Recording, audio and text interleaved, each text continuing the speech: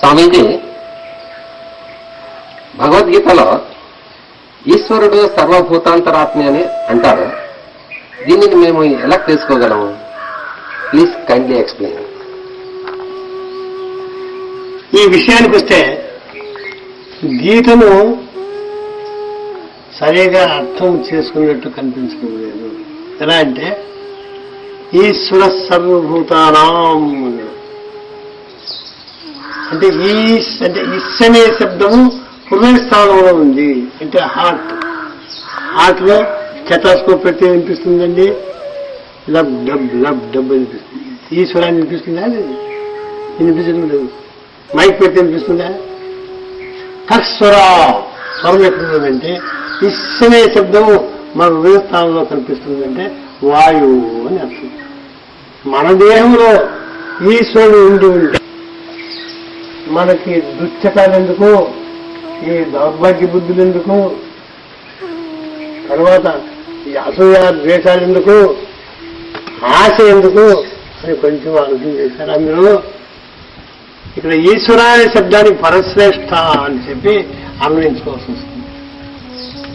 మాంసాది వికారాది స్వరూపులు ఉండేటువంటి ఈ దేహంలో ఈశ్వరుడు ఉండడానికి సాధ్యమవుతుందా?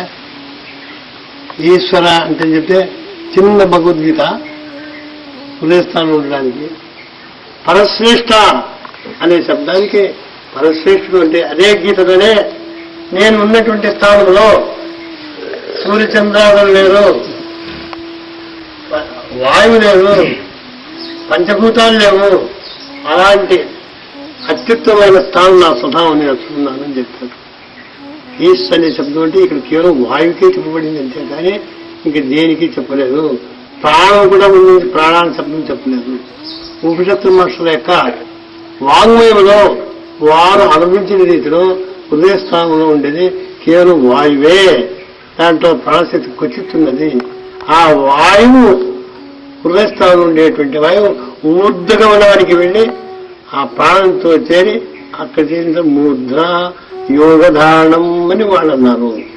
కాబట్టి దాన్ని ఆ విధంగా అర్థం చేసుకోలే కానీ అందులోనూ ఈశ్వరుడు ఉన్నాడని అర్థం చేసుకోవడం అసమంజసం కాదు, తర్వాత నిజము కాదు.